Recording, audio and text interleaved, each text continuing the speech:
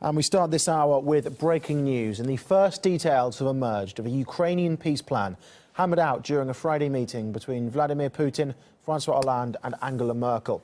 The French president has described some of the conditions in an interview with French television.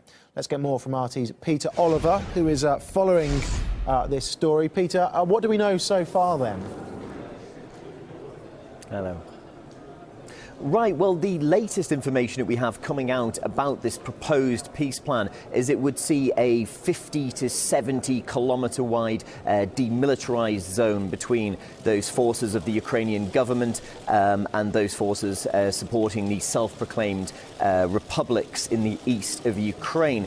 It would also see direct talks between both sides involved there. Now, this has all come out from Francois Hollande, the French president, who was involved in those talks. Alongside him was German Chancellor Angela Merkel, and those talks that took place in Moscow, of course, with the Russian President Vladimir Putin. Now, Angela Merkel, for her part, from where I am right now, here in Munich at the Security Conference, she spoke earlier on. She said that it was unclear what results would come from the latest round of talks, but that it was important that talks did continue in order to try and find a peaceful solution to the crisis in Ukraine. She said that there would be no solution through violence, that there was no military solution to the problems that are ongoing in the country. Now, what else has come out is that we're hearing that Russia are willing to act as the guarantor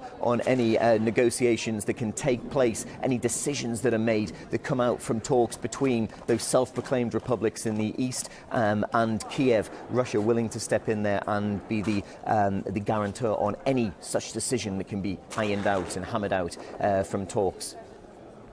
Well, the Ukrainian crisis has dominated that Munich Security Conference where you are, the NATO conference there. What else has been said over the course of the day? Well, what we have seen is the Russian Foreign Minister Sergey Lavrov come in for really a barrage of accusations against Russia, allegations of Russian involvement in stoking up the conflict in Ukraine, really finger pointing from every corner possibly you could possibly imagine. Sergey Lavrov, though, from his point, he did say that this was all part of a well-known blame game. In every destabilizing situation, our US partners blame Russia. While building its global missile defense system, Washington is using missiles prohibited by international treaties. Meanwhile, the US says it has evidence against Russia without specifying what it is.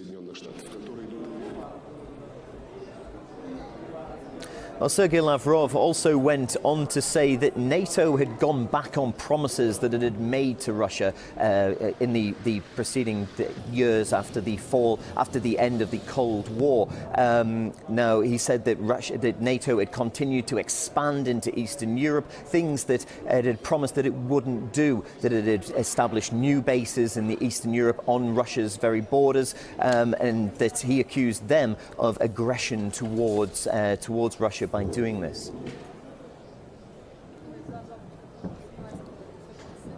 Peter, thank you very much. RT's Peter Oliver reporting there from Munich.